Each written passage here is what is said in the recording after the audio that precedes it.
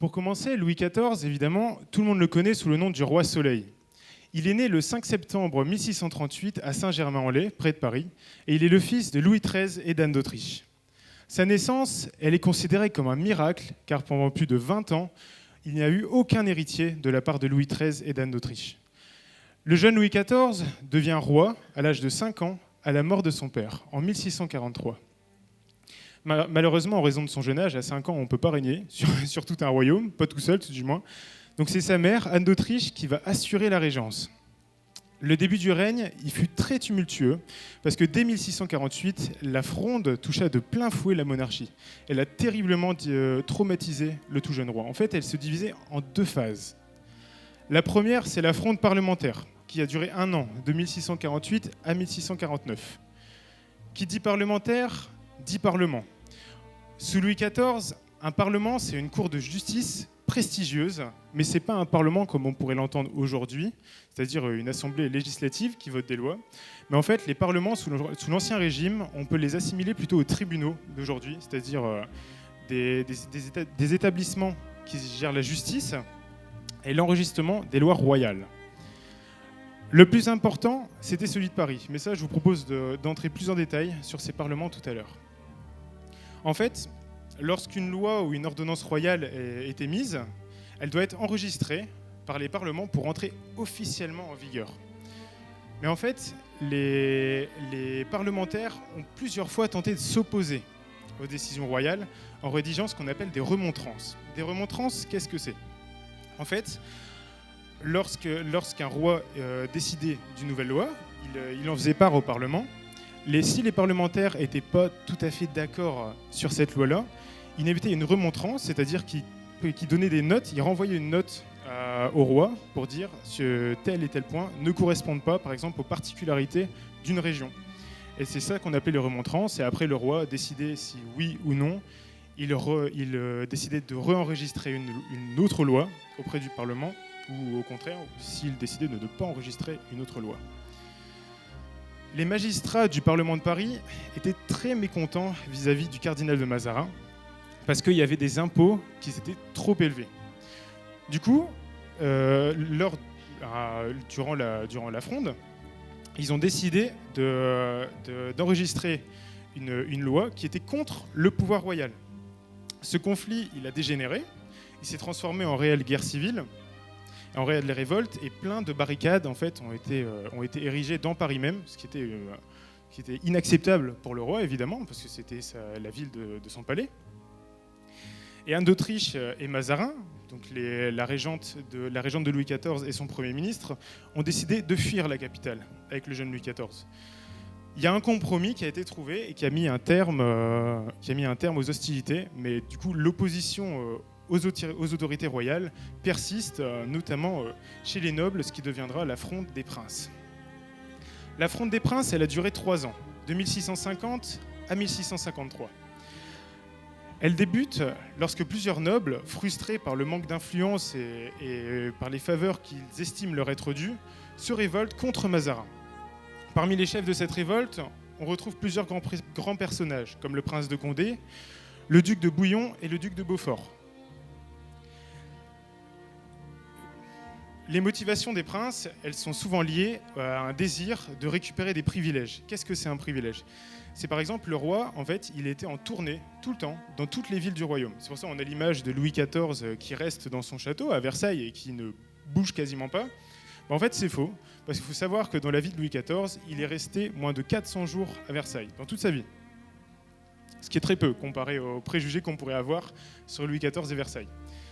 Et quand il tournait dans les villes, il créait des privilèges. C'est-à-dire que, par exemple, imaginons Louis XIV, il va à Bordeaux, et bien Bordeaux essaiera de montrer la meilleure image possible de sa ville. C'est-à-dire que les habitants vont faire une grande fête, vont créer des événements de grands marchés, etc. Et le roi, à la fin de cette visite, il va leur donner des privilèges. C'est-à-dire que, par exemple, la ville, elle payera 10% d'impôts en moins.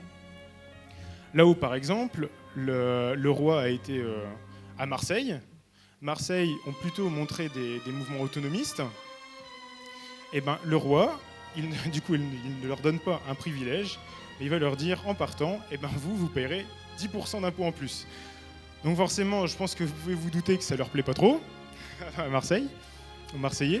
Et du coup, c'est pour ça que c'est très important pour la ville de mettre en avant les atouts locaux, pour justement obtenir des privilèges de plus en plus gros. Les événements de la Fronde des Princes, elles sont marquées par des alliances qui sont instables et beaucoup de retournements de situation fréquents parce qu'en fait, les princes eux-mêmes ne sont pas d'accord entre eux. C'est-à-dire qu'ils cherchent chacun à négocier individuellement avec le pouvoir royal pour obtenir tel ou tel privilège en plus, des avantages personnels. La situation, elle devient chaotique avec beaucoup de complots et de trahisons, mais finalement, la révolte, elle est quand même étouffée grâce à la fermeté d'Anne d'Autriche et de Mazarin, qui n'est pas très très doux. Et ils parviennent progressivement à isoler les rebelles. Et finalement, en 1653, ils reprennent le contrôle. Et les princes finissent par se soumettre, ce qui met un terme du coup au trouble. Ces deux épisodes de la Fronde ont évidemment beaucoup marqué Louis XIV. Beaucoup marqué, et ils le convainquent de la nécessité d'un pouvoir fort et centralisé, sans dépendre de la noblesse. C'est pour ça que plus tard, il va mettre en place une monarchie absolue et il va s'entourer de conseillers plutôt issus de la bourgeoisie, car le roi Louis XIV considère que c'est plus simple d'amadouer des bourgeois que des nobles. Donc ça limite, il va commencer par limiter les pouvoirs de la haute noblesse, limiter le pouvoir des parlements et finalement limiter le pouvoir des grands seigneurs. En 1661, après la mort de son principal ministre, le cardinal de Mazarin, il décide de gouverner seul. Jusqu'à cette date, c'est Mazarin qui avait dirigé les affaires du royaume parce que le roi était trop petit. Et d'ailleurs, le 9 mars 1661, lors d'une réunion avec son conseil, avec ses proches, Louis XIV leur annonce qu'il décide de ne plus nommer de Premier ministre et du coup, il va prendre les rênes du pouvoir. Et il va alors déclarer, lors de cette réunion, « L'État, c'est moi ». C'est évidemment un acte extrêmement symbolique qui va commencer à affirmer un pouvoir absolu.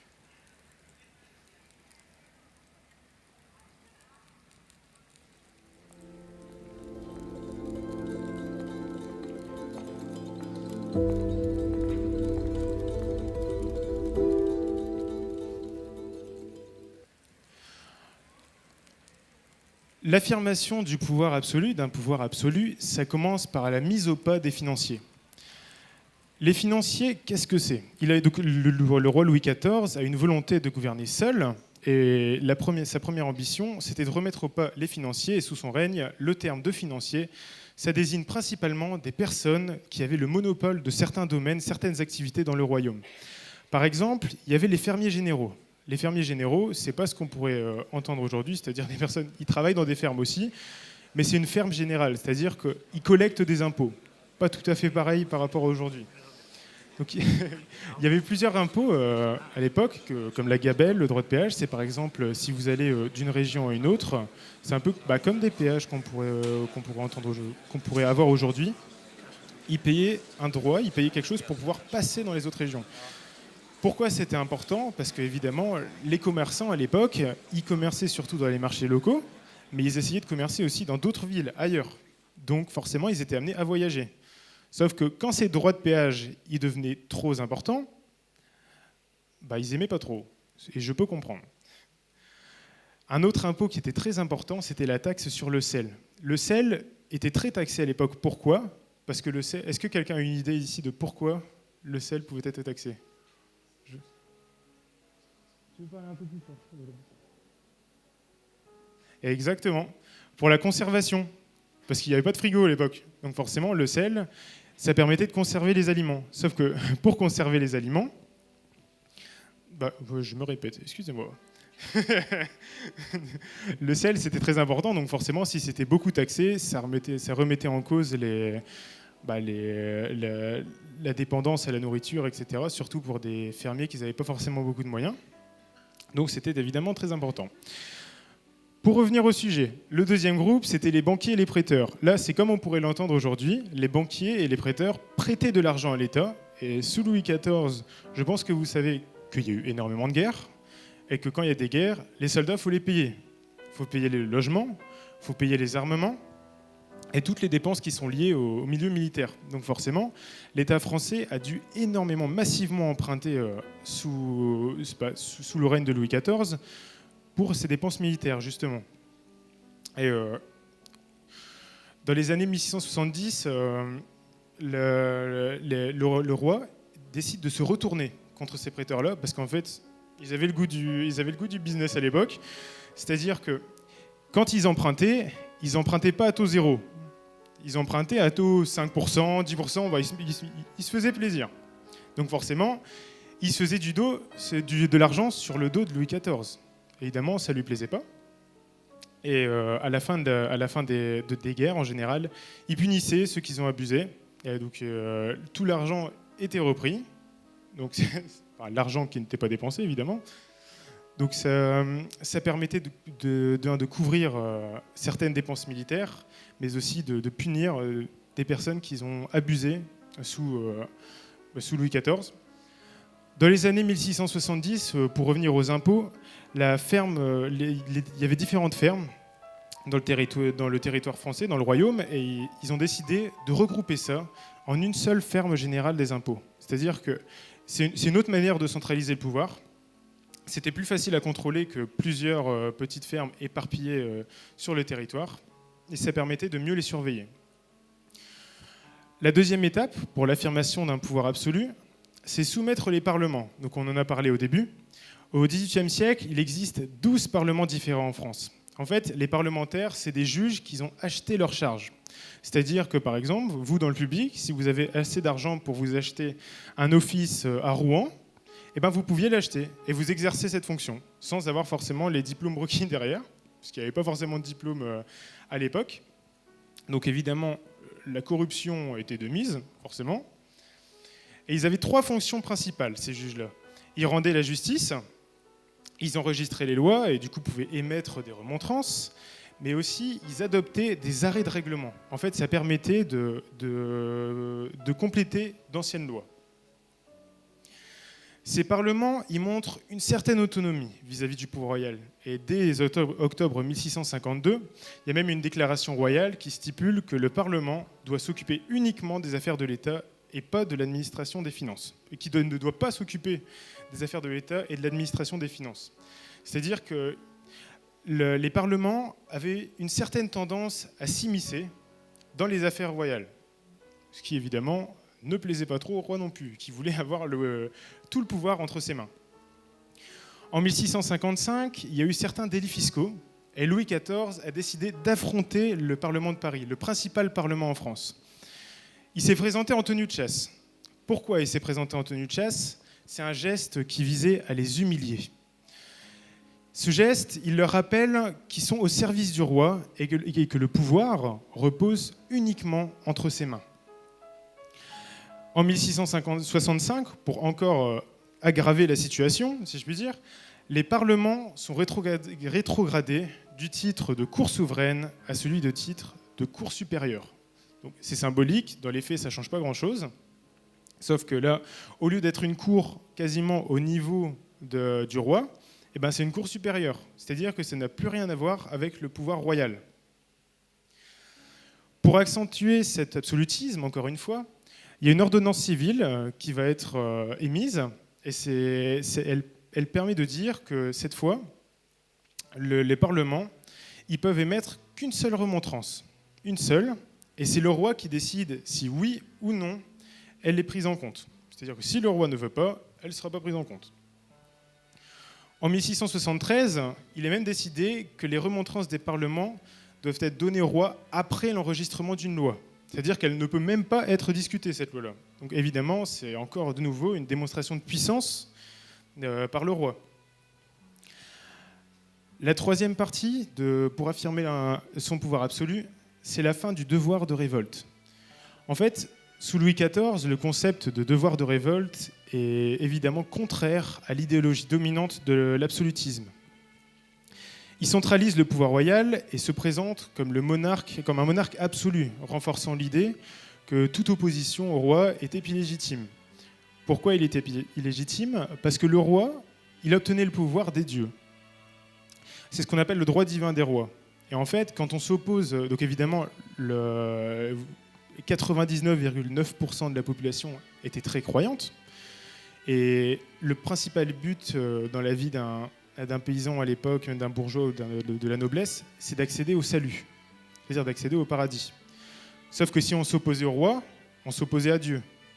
Donc, c'était illégitime de s'opposer au roi. Et c'est comme ça aussi que le roi ça lui permettait de garder sa position, parce qu'en fait, il était considéré comme l'équivalent de Dieu sur Terre, tout simplement. Cette expérience de la Fronde, elle a marqué Louis XIV, et ça l'a poussé à chercher à éliminer toute opposition, en affaiblissant la noblesse, les financiers, les parlements, et surtout l'idée de devoir de révolte qui n'avait pas du tout la place dans une société, parce que la contestation était évidemment très réprimée. Le quatrième point, c'est le contrôle des villes. Comme je vous l'ai dit auparavant, les villes, quand le prix du blé ou les impôts sont trop élevés, les villes se révoltent. Par exemple, on avait eu des barricades dans Paris. Et c'est le même cas en 1658, avec la grande révolte à Marseille, où les impôts étaient trop élevés. Et donc des barricades sont érigées dans la ville, et il y a de forts mouvements autonomistes qui émergent. Forcément, ça n'a pas plu à Louis XIV, qui a décidé d'aller très gentiment à Marseille, leur demander de se calmer, et pour montrer sa bonne volonté, il a décidé de détruire complètement les fortifications de Marseille, dans sa grande bonté. Donc évidemment, donc il a repris évidemment facilement la ville de Marseille. Il y a certains privilèges, donc ce que je vous avais expliqué au début, qui ont été retirés. Les consuls de la ville, ils ont été démis de leurs fonctions, et finalement l'autorité royale a été réaffirmée, empêchant, et Marseille a servi d'exemple à d'autres villes du royaume, et ça a permis de mater toutes les révolutions et toutes les possibles révoltes. En 1699, face à cette insécurité croissante, il décide de nommer des lieutenants généraux de police qui apparaissent dans plusieurs villes du royaume. Premièrement, la première fonction d'un lieutenant général de police, c'est pour des raisons fiscales. C'est-à-dire qu'il va vérifier que les impôts ont bien été perçus pour le roi.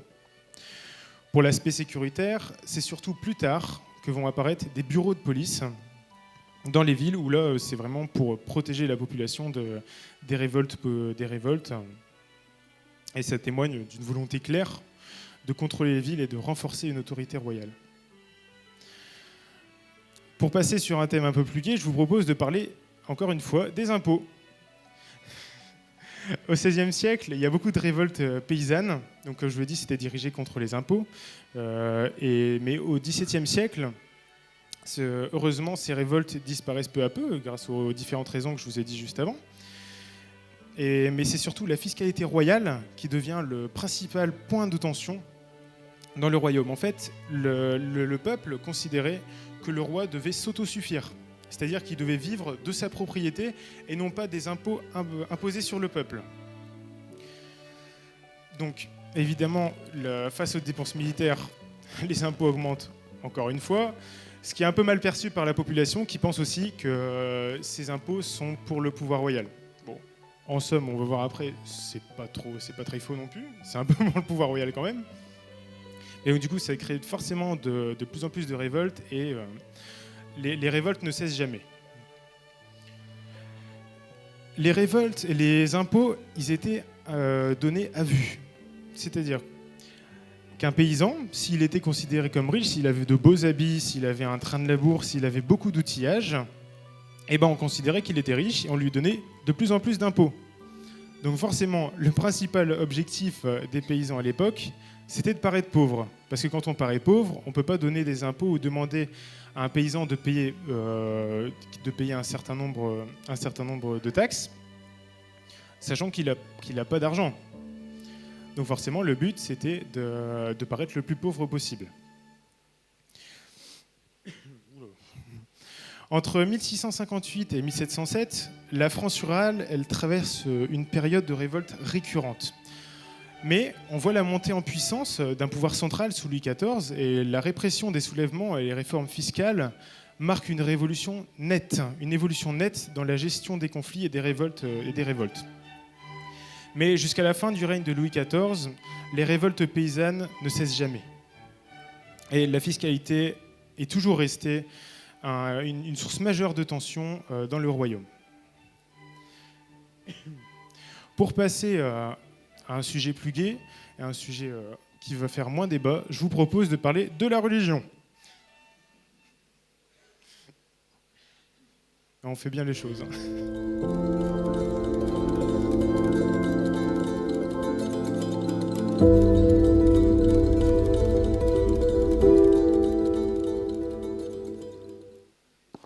Donc, comme je vous l'ai dit avant, l'Église, c'est l'un des piliers de la monarchie française, qui est une monarchie profondément catholique. Par exemple, le pape, quand il parle du royaume de France, il ne dit pas le royaume de France, il dit le royaume très chrétien, ce qui en dit beaucoup sur l'importance de la France et sur le degré de croyance de la France pour le pape. Le pouvoir royal, il est perçu comme étant d'origine divine. C'est-à-dire que le roi est considéré comme ayant un pouvoir surnaturel sur le peuple. Et l'Église, d'ailleurs, est étroitement liée à l'État. C'est une Église gallicane sous Louis XIV. C'est-à-dire qu'elle est placée sous l'autorité du roi. Ça a commencé en 1516 avec François Ier, qui négocie avec le pape Léon X et signe le Concordat de Bologne. Cet accord, il permet au roi de France de nommer des évêques, des archevêques et des abbés, tout en laissant au pape le pouvoir de leur accorder ou non l'investiture canonique. Le roi y bénéficie également, en tant que chef de l'Église gallicane, d'un droit de régale, la régale temporelle et la régale spirituelle. La régale temporelle, elle permet au roi de percevoir les revenus des biens ecclésiastiques, en l'absence, par exemple, d'un évêque dans une région. Et la régale spirituelle, elle donne au roi le droit de se substituer à l'évêque pour nommer des clercs dans son diocèse. Donc c'est évidemment un grand point de tension avec Rome, parce que le pape a du coup une marge de manœuvre très faible, comparée au roi de France, tout du moins dans le royaume de France. Le gallicanisme, c'est une doctrine qui prône l'autonomie de l'Église de France vis-à-vis du pape. Et ça peut parfois, du coup, comme je vous l'ai dit, provoquer des tensions, comme dans les années 1670, où Louis XIV entreprend des actions pour renforcer son contrôle sur l'Église de France sans l'accord du pape. Il décide d'étendre la régale à l'ensemble du royaume, ce qui mène à une crise très profonde avec le Vatican. En 1682, une assemblée extraordinaire du clergé de France, c'est-à-dire que comme le royaume était très très grand, pour pouvoir réunir tous les chefs ecclésiastiques dans un seul et même endroit, c'est évidemment très rare. Pour être honnête, ça arrive une ou deux fois dans un centenaire. Donc c'est très très peu. Et lors de cette réunion-là, l'Assemblée, elle publie une déclaration qui s'appelle la déclaration des 4 articles. Et c'est un texte qui est du coup gallican et qui affirme l'autonomie du roi par rapport à l'autorité du pape, la soumission des papes au concile et décisions royales, les libertés gallicanes, c'est-à-dire les privilèges de l'Église de France, et enfin le refus de l'infaillibilité pontificale, c'est-à-dire que le roi, il peut contredire le pape, ce qui évidemment ne plaît pas au Vatican. Ça provoque une longue tension avec le pape Innocent XI, qui a d'ailleurs décidé pendant 10 ans de ne plus nommer d'évêques et de ne plus faire d'investiture canonique, ce qui a posé évidemment un très grand problème, parce que du coup l'investiture et la fonction n'étaient pas... Pour info, il y aura de la fumée, je passe du coq à l'âne, c'est pas grave. C'est pas grave, il n'y a pas le feu au foyer, vous inquiétez pas, c'est normal. En fait, donc pendant 10 ans, il a refusé de canoniser les évêques français. Et c'est qu'en 1693, avec le prochain pape, Innocent XII, qu'il obtient les rétractations des 4 articles. Le 3e point, c'est le roi contre le protestant. Je dirais que c'était le point de tension majeur pour l'Église, en fait, à cette époque-là. Le protestantisme, c'est quoi ? Ça trouve ses origines au XVIe siècle avec Martin Luther. Martin Luther, c'était un moine et théologien allemand. Et en 1517, il a décidé de publier dans l'église de son village 95 thèses. 95 thèses qui dénoncent les abus de l'église catholique, notamment la vente d'indulgences. C'est-à-dire que les indulgences, c'est ce qui permettait aux fidèles de racheter leurs péchés, sauf que là, c'était pas en concordance avec les textes de la Bible, parce qu'en fait, ils donnaient de l'argent pour racheter les péchés. En fait, c'est pourquoi ils faisaient ça ? Parce que la basilique Saint-Pierre à Rome coûtait extrêmement cher à construire. Elle coûtait extrêmement cher. Et comme l'Église n'avait pas assez d'argent, ils ont décidé de vendre des indulgences pour pouvoir construire la basilique Saint-Pierre. Donc forcément, ça n'a pas plu à Martin Luther. Et Martin Luther, il a dit que c'est pas les valeurs de l'Église catholique, et donc il a décidé de prendre une distance par rapport au catholicisme, et c'est comme ça qu'est né en fait le protestantisme. La rupture avec l'Église catholique, elle est marquée en 1521, lorsqu'il s'est fait excommunier, c'est-à-dire que quand quelqu'un est excommunié, il ne peut pas, selon le catholicisme, accéder au paradis. C'était quelque chose de très très très grave à l'époque. Ça donne naissance à un mouvement réformateur. C'est pour ça qu'on l'appelle aussi la religion réformée, parce que c'était réformateur. Ça rejette certaines doctrines, comme je l'ai dit, donc les pratiques catholiques, comme le culte des saints et le célibat des prêtres. Ce mouvement, il est soutenu par plusieurs princes allemands et il s'étend peu à peu en Europe, notamment en France. Ça donnera lieu à des guerres de religion qui seront très denses, surtout dans certaines régions, et notamment en France, entre du coup catholiques et protestants. En 1598, Henri IV, il a essayé, donc l'un des prédécesseurs de Louis XIV, il a essayé d'arranger les choses et de signer l'édit de Nantes. L'édit de Nantes, ça disait qu'en fait, en France, au sein du royaume de France, il y avait deux religions qui étaient acceptées. D'un côté le catholicisme et d'un côté le protestantisme. Donc il avait essayé d'instaurer une cohabitation entre ces deux religions, mais dans les années 1630, les guerres de religion reprennent. Ils reprennent le dessus, parce que malgré tout, les protestants n'étaient pas acceptés du tout par le catholicisme, parce que ils étaient considérés comme des hérétiques, donc c'était contraire à la foi. Et Louis XIV, en 1660, l'une de ses premières missions, c'était de rétablir une unité religieuse. C'est-à-dire que pour ça, il adopte des méthodes douces. Certains temples protestants sont détruits, et il y a une caisse de conversion. Donc c'est la mise en place d'une caisse et l'État donnait de l'argent en fait aux protestants pour les inciter à se convertir au catholicisme. C'est les méthodes douces de Louis XIV. Malheureusement, ça s'est révélé être inefficace. Donc en 1670, les mesures elles deviennent un peu plus rudes. Pour ça, il va mener une politique religieuse qui est extrêmement stricte. D'abord, en 1679, les dernières chambres mi-parties, c'est-à-dire où des juges catholiques et protestants siégeaient, sont supprimées. Et les protestants ne peuvent plus officier pour le royaume de France. En 1681, Louis XIV décide de mettre en place sa grande idée, les dragonnades. Qu'est-ce que c'est une dragonnade ? Eh bien, le royaume envoie des soldats chez les protestants, et les habitants protestants les logent dans leur maison, doivent les nourrir également et les blanchir. Je pense que vous pouvez le croire, ça ne leur plaisait pas trop. Ça les incitait à se convertir au catholicisme. Et en 1685, les nouvelles qui parviennent à Versailles sont jugées encourageantes. Les conversions se multiplient et il semble qu'il reste uniquement de nouveaux convertis en France. Donc, dans ce contexte, Louis XIV décide, pour cette même année, en 1685, de révoquer l'édit de Nantes, parce qu'il n'y a plus que des catholiques en France.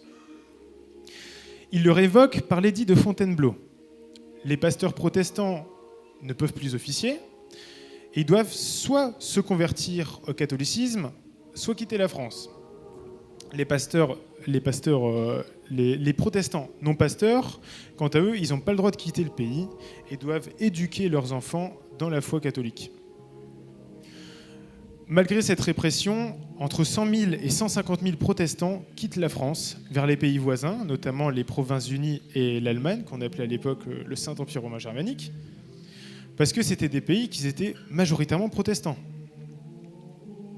Ça crée plusieurs foyers de résistance et les puissances protestantes européennes se liguent petit à petit contre Louis XIV, justement parce que ces décisions en termes de religion n'étaient pas en faveur tout simplement des protestants. Et du coup, ça génère beaucoup de tensions diplomatiques. En parallèle du protestantisme, on a une autre religion considérée hérétique, c'est ce qu'on appelle le jansénisme, qu'on parle beaucoup moins, pourtant ça a eu quasiment autant d'impact que le protestantisme. En fait, c'est un courant religieux catholique apparu en opposition au protestantisme. En fait, ça avait pour objectif de rétablir l'unité de la foi. En fait, si je pouvais placer un peu ces religions-là, on a d'abord le catholicisme, on a en dessous le protestantisme qui s'oppose au catholicisme, et ensuite on a le jansénisme qui en fait c'est un peu, bon, vulgairement parlant évidemment, des pro-catholiques. C'est-à-dire que c'est des catholiques qui sont poussés à l'extrême. Son texte fondateur, c'est l'Augustinus. Il est publié par Cornelius Jansen, qui donne son nom du coup au jansénisme. Et ce texte, il se diffuse très rapidement en France dans les milieux intellectuels, en fait dans les personnes qui pouvaient lire tout simplement, et notamment dans les grandes villes, parce que c'était là où il y avait le plus de personnes qui pouvaient lire. Le jansénisme, il prône une très grande rigueur morale. En fait, il croit en ce qu'on appelle la contrition sincère, c'est-à-dire que les fidèles ont un profond regret sincère d'avoir commis des péchés.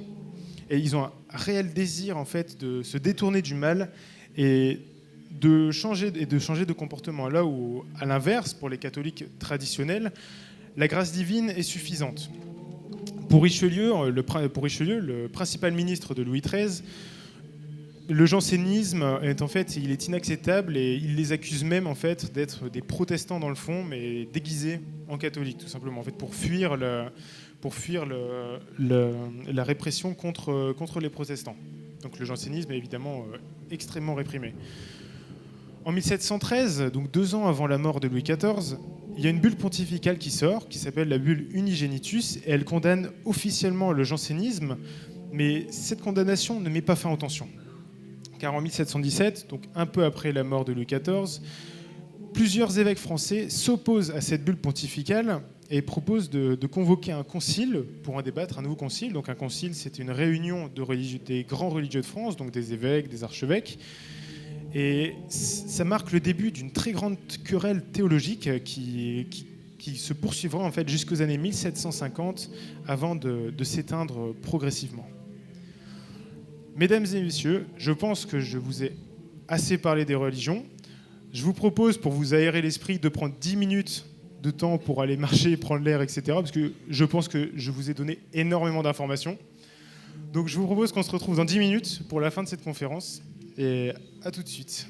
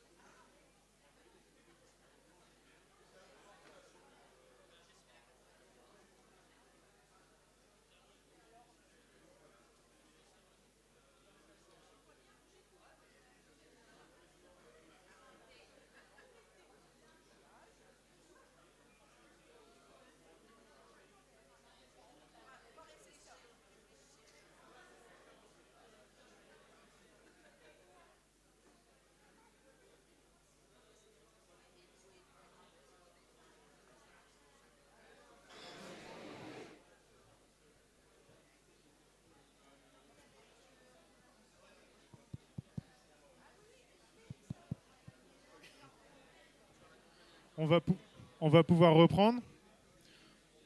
C'est bizarre le son. Ouais, non, c'est bon.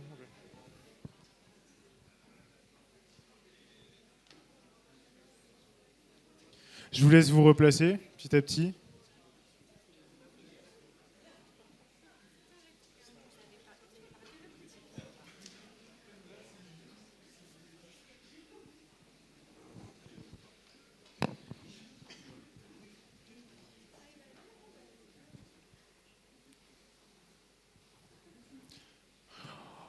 On va pouvoir reprendre avec la troisième partie, avec le roi de guerre et de gloire.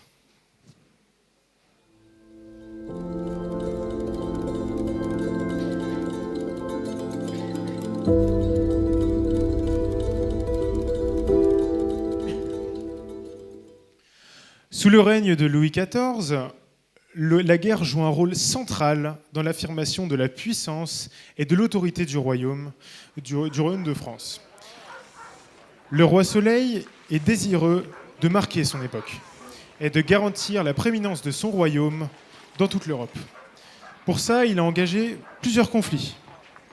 Des conflits militaires dont on parlera de celui qui a particulièrement marqué, le Nord, qui est la guerre de dévolution, mais ça on en parlera dans une quatrième partie. Pour faire la guerre, il faut plusieurs choses. Comme on en a parlé au début, la première chose, c'est l'argent. Les impôts sont souvent perçus comme une évidence aujourd'hui, mais à l'époque, c'était pas pratique, c'était pas une pratique naturelle. En fait, l'autorité royale décidait de mettre en place des impôts pour financer ces guerres. Mais lorsque ces guerres sont terminées, l'impôt est censé disparaître. Ça serait pas mal aussi aujourd'hui, mais je pense pas que c'est pas possible. L'idéal monarchique sous Louis XIV était que le roi puisse vivre uniquement de son domaine, comme je vous en ai parlé, sans avoir besoin d'imposer quoi que ce soit sur son peuple, donc à ses sujets. L'État recourait à des financements extraordinaires pour faire face à ses besoins. Par exemple, l'État pouvait emprunter de l'argent, comme on en a parlé au début, et en acceptant de payer ce qu'on appelle des rentes. C'est-à-dire qu'un paysan qui est dans le Nord, on va prendre l'exemple d'un paysan dans le Nord, il a de l'argent sur son compte. Il va décider de le donner à l'État, et en échange, durant tout le reste de sa vie, l'État va lui payer une rente, c'est-à-dire qu'il va lui payer un loyer chaque mois pour qu'il puisse vivre. Et là, vous allez me dire, quel est l'avantage de cela ? À votre avis, quel est l'avantage ? C'est compliqué comme question, si ça se trouve. Vous n'avez pas d'idée ? L'avantage, en fait, c'est que l'argent, c'est pas comme aujourd'hui, il n'était pas digital. C'est-à-dire que l'argent était gardé, soit chez l'habitant directement, c'est pour ceux qui n'avaient pas les moyens de se payer un casier à la banque. Et du coup, la probabilité de se faire voler cet argent était de ce fait accrue. Donc, le donner à l'État et permettre d'avoir une rente qui, elle, est marquée et apposée par l'autorité royale, c'était un grand avantage pour les paysans, les nobles et les bourgeois, même si les nobles et les bourgeois, c'est encore autre chose. Parce qu'ils ont un peu plus d'argent, donc ils ont l'argent de pouvoir se payer un casier à la banque. Ces rentes, en fait, elles sont devenues, sous Louis XIV, l'un des principaux revenus du roi pour financer ces guerres-là.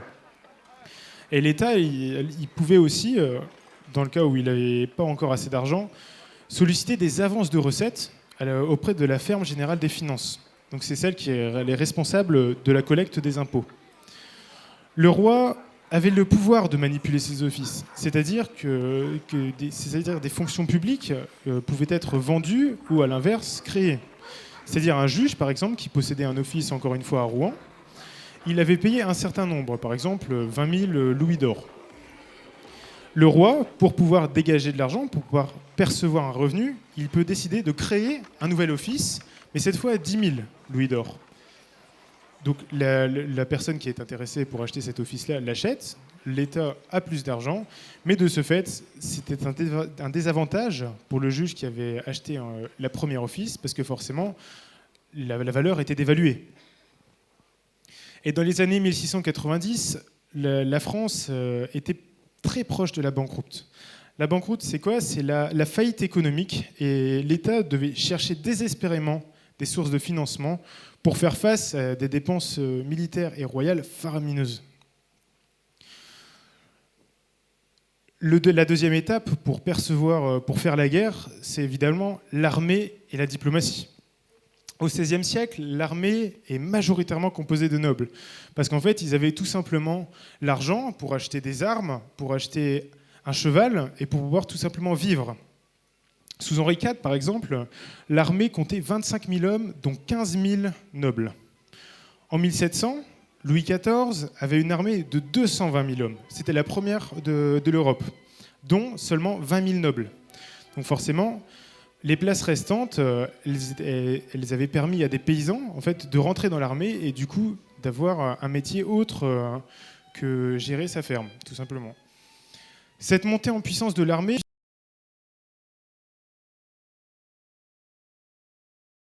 au sein de l'armée. La noblesse conserve néanmoins son caractère militaire, parce que les nobles, quelle que soit leur origine, conservaient les plus hauts postes, comme les généraux, les officiers. Néanmoins, celle-ci ne se compose pas uniquement de ces nobles. Par exemple, des soldats sont recrutés parmi la population, et à partir de 1688, il y a même la milice royale qui est créée. Et ces miliciens, ils sont nombreux et ils sont indispensables à la monarchie car elles renforcent les corps militaires réguliers en cas de guerre. La deuxième arme de Louis XIV, c'est la diplomatie. Et Louis XIV, malgré le nombre de guerres, il se distingue dans la diplomatie. Et la diplomatie, elle devient même un outil constant de son règne. Le roi, il envoie des ambassadeurs dans les principaux pays étrangers. Et ces diplomates, ils appartiennent généralement à la haute noblesse. Les diplomates, ils ont joué un rôle crucial dans la consolidation du pouvoir royal.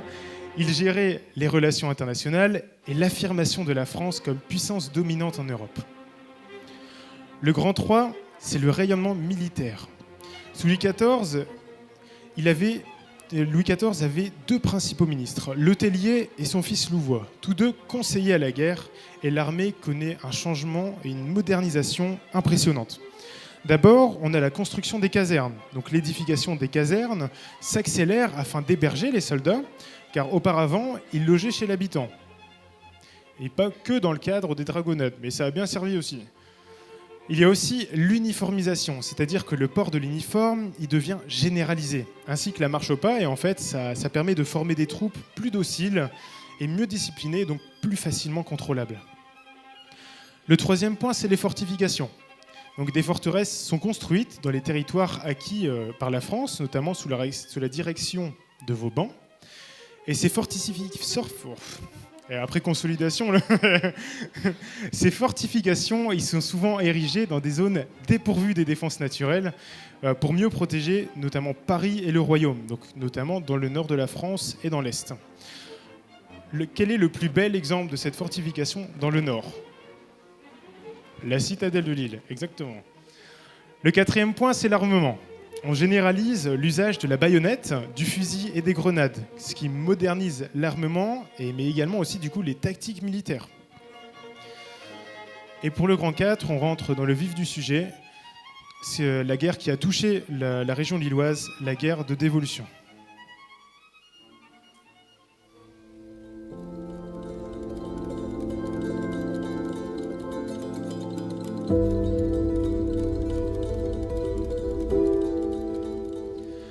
La guerre de dévolution, elle a duré 1 an, de 1667 à 1668. C'est un conflit qui est important dans l'histoire de France et qui a particulièrement touché la région lilloise. Ce conflit, il opposait d'une part la France, sous le règne de Louis XIV, à l'Empire espagnol, et il visait à revendiquer certains territoires des Pays-Bas espagnols qu'on appelait Provinces-Unies. Et là, vous allez me dire, mais quel est le lien entre les Pays-Bas espagnols et l'Espagne ? Parce que c'est au nord, et l'Espagne c'est au sud. En fait, le roi d'Espagne a décidé de marier un de ses enfants au Stutter, des Pays-Bas, et de ce fait, les Pays-Bas sont devenus espagnols. C'est pour ça qu'on parlait de Pays-Bas espagnols. Les Pays-Bas espagnols, en fait, ils ont un autre nom, c'est les Provinces-Unies. Ça correspond à une partie de l'Allemagne actuelle, une partie du nord de la Belgique, et les Pays-Bas. C'est ce qu'on appelait les Provinces-Unies. La guerre, elle tire son nom du droit de dévolution, c'est-à-dire une ancienne coutume dans certaines régions des Pays-Bas espagnols, dont la Flandre.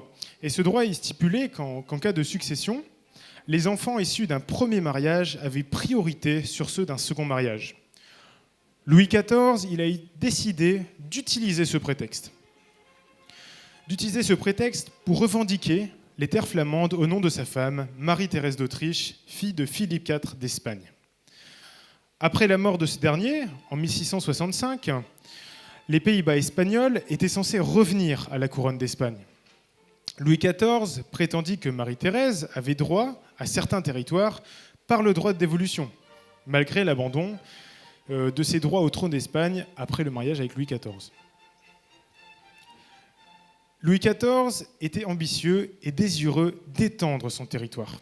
Et donc il lança une campagne militaire en mai 1667 pour s'emparer des Pays-Bas espagnols.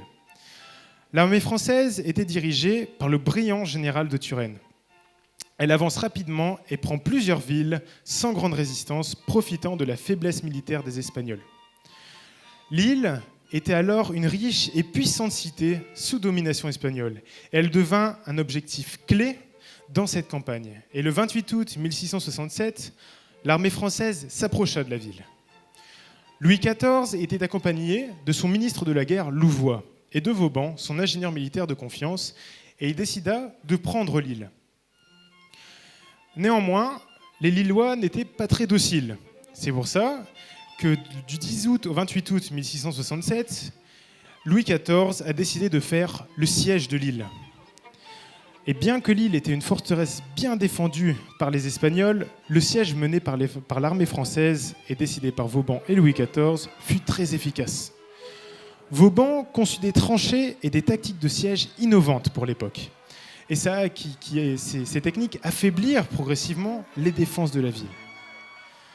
Après une résistance de 18 jours, les Espagnols, dirigés par le gouverneur, excusez mon accent espagnol, Don Francisco Montes Claros, durent capituler. Le 28 août 1667, l'île tombe entre les mains des Français. La prise de l'île fut évidemment une grande victoire pour Louis XIV, car la ville était considérée comme une porte d'entrée stratégique vers les Pays-Bas espagnols. Après sa conquête, Louis XIV entreprit de grands travaux pour renforcer les fortifications de la ville. Et ces travaux, à votre avis, à qui ont-ils été confiés ? À Vauban, exactement. Vous avez une joie pour le dire. Celui-ci transforma l'île en une forteresse presque imprenable, et en construisant la célèbre citadelle de l'île, surnommée... Quelqu'un sait comment elle était surnommée ou pas, la citadelle de l'île ? Non ?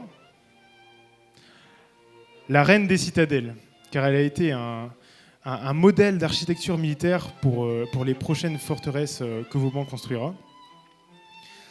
La population lilloise était d'abord très réticente face à la domination française. Elle finit par accepter le régime au fil des années, notamment grâce à la prospérité que Louis XIV apporta à la ville et à la région. La guerre de dévolution, bien qu'elle fût brève, fut très importante pour Louis XIV. Les autres puissances européennes, notamment les Provinces-Unies, l'Angleterre et la Suède, sont inquiets de l'expansion française et formèrent une triple alliance contre Louis XIV. Mais Louis XIV, dans sa grande diplomatie, ne voulait pas risquer un conflit encore plus large et encore plus gros. Donc il accepta de négocier. Et c'est en 1668, après le traité d'Aix-la-Chapelle, que la France restitua une grande partie des territoires conquis aux Pays-Bas espagnols, mais décida de garder l'île et la région lilloise. Dans la région lilloise, quelle est la ville qui s'y trouvait ? Delémont, et Armentières aussi, mais pour le coup, Delémont. Et donc il garda l'île, mais il garda aussi d'autres villes, comme d'ailleurs Douai et Tournai. La guerre de dévolution, et plus particulièrement la prise de l'île, marqua un tournant dans l'histoire de la région. L'île, qui avait été sous domination espagnole depuis plusieurs décennies, devint officiellement une ville française après le traité de 1668. Il y a eu beaucoup de transformations urbaines, donc sous l'administration française, déjà les fortifications de Vauban ont été érigées, mais aussi il y a eu un renforcement des infrastructures. Donc ça a permis à l'île de devenir une des plus puissantes places de la région, quasiment au niveau de Bruges et de Gand. Le troisième point, c'est la prospérité économique. L'intégration à la France apporta beaucoup d'avantages. L'île est devenue une très grande ville commerçante pour l'ensemble du royaume, de par sa situation stratégique, car elle se trouvait près des côtes anglaises, près des Provinces-Unies, parce que malgré la guerre, évidemment, le commerce continue. Donc elle se trouvait près des Provinces-Unies, à la porte du Cercle, le Saint-Empire romain germanique, et évidemment avec toute la France.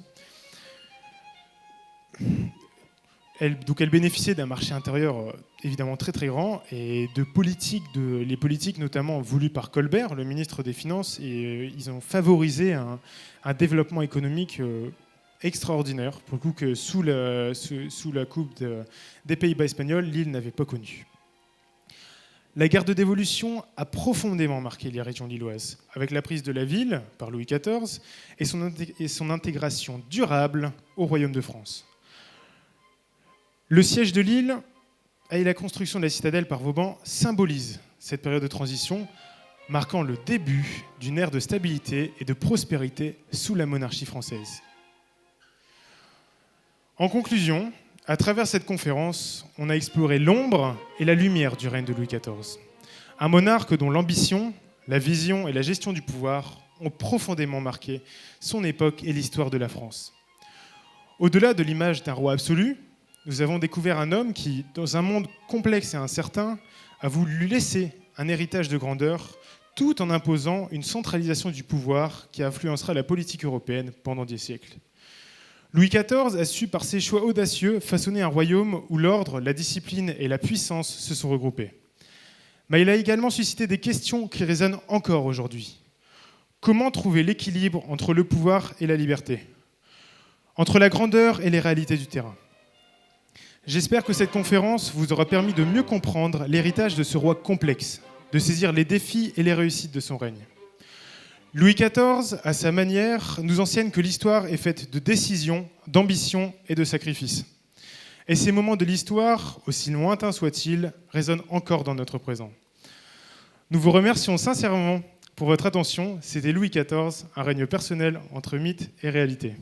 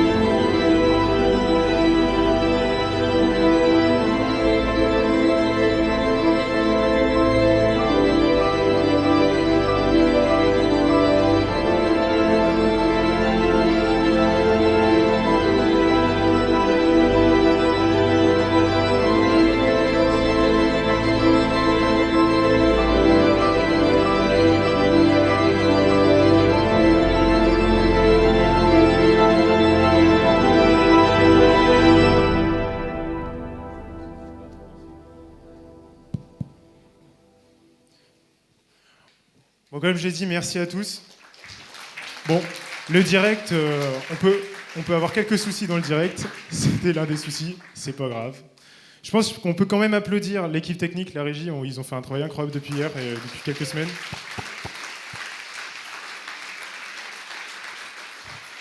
Là, je ne vous vois plus. Je parle dans le vide. Je m'avance un peu. Avant de passer à l'exposition au verre de l'amitié, j'aimerais remercier quelques personnes. D'abord, c'est la régie, comme je viens de le dire, mais aussi les exposants qui sont venus. Donc, j'ai été en contact permanent avec, depuis quelques semaines et quelques mois maintenant, avec les sociétés historiques de Comines-Warneton, de Vambrochy historique, Quesnoy et son histoire, DHA, et enfin Erwan, je ne sais pas s'il est il doit être au fond, qui nous a fait une illustration qui est sublime, que vous allez pouvoir voir après. Mais aussi, j'aimerais remercier la mairie de Delémont, et je propose à monsieur le maire de venir sur scène. Ramène le deuxième micro, Sacha. La mairie de Delémont, elle nous a soutenus dans le projet, Sacha et moi, depuis le début. Et c'est pour ça que je voulais vous dire sincèrement merci, parce que sans la mairie de Delémont, tout ça, c'est pas possible. Et pour ça, pour vous remercier, on vous offre l'illustration d'Erwan qu'il a fait sur la destruction des murs de Marseille. Et en plus, c'est le cadre blanc. Comme ça va parfaitement avec la décoration de la mairie. Stratégique. Et je pense qu'on peut applaudir la mairie de Delémont.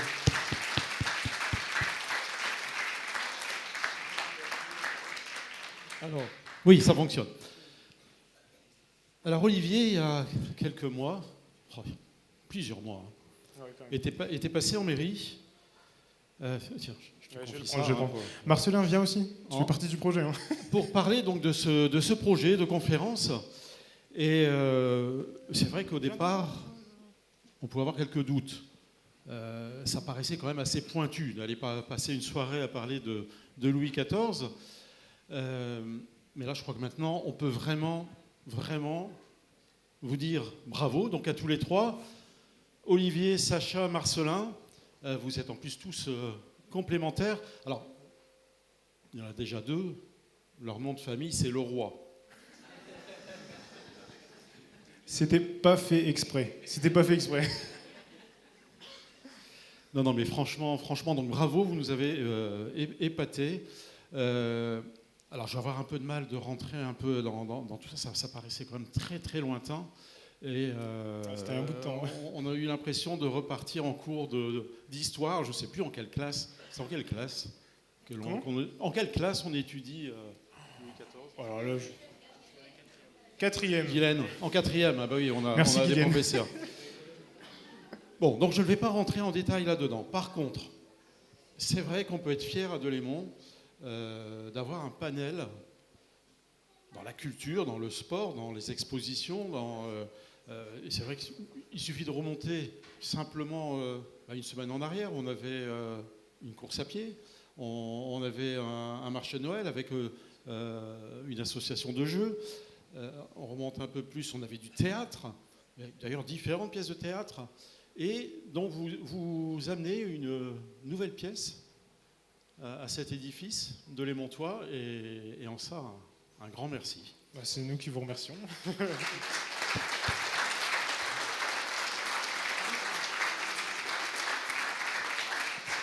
Alors oui, juste encore un petit mot. On parle d'histoire.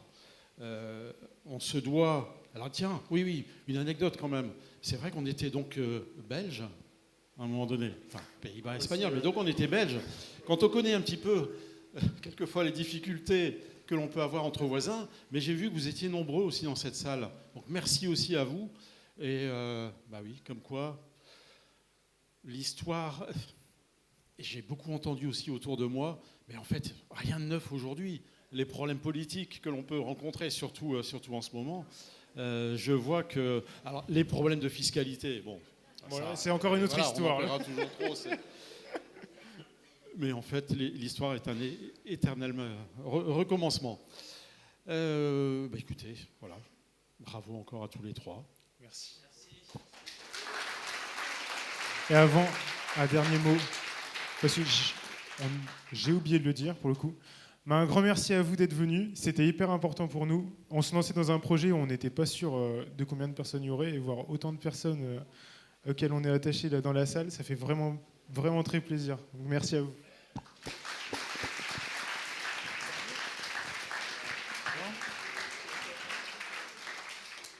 J'aimerais bien dire quelque chose, mais j'ai pas envie de faire un texte à rallonge non plus parce qu'on a déjà beaucoup parlé. Je vais pas réitérer tous les remerciements. Merci à tous, mais surtout vous, parce qu'au final, sans vous, on n'aurait pas pu faire ce projet si personne n'était venu.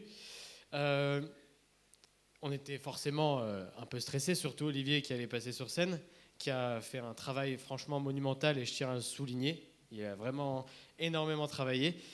Et c'est important de voir ce genre de projet et surtout le soutien qu'on peut avoir à Delémont en termes de culture, qui est très important parce que ça nous permet d'entreprendre et de faire des choses qu'on n'aurait peut-être pas pu faire dans d'autres communes, ou en tout cas pas aussi facilement. Et on a vraiment un soutien et une communauté active qui nous le permet.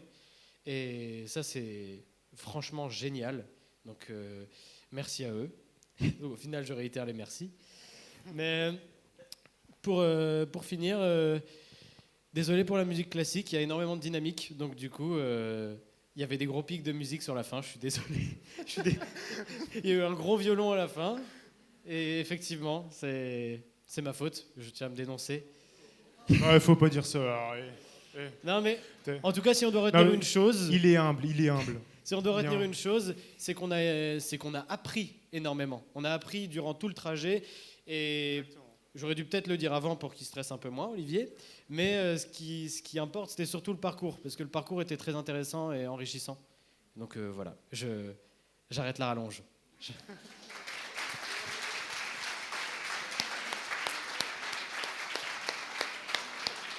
Je vous propose, donc, tous les exposants à retourner dans l'espace exposant.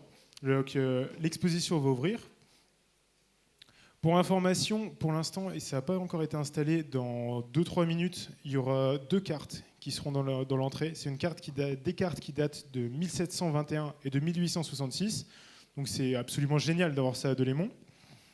On vous prie, s'il vous plaît, de ne pas toucher aux œuvres. En fait, la mairie, donc le grand prompteur que j'ai devant moi, va être déplacé dans le hall. Donc la sortie se fera par là-bas, pas par l'entrée, et vous allez pouvoir en fait zoomer sur les cartes, les voir plus en détail, même plusieurs cartes historiques qui seront disponibles et consultables.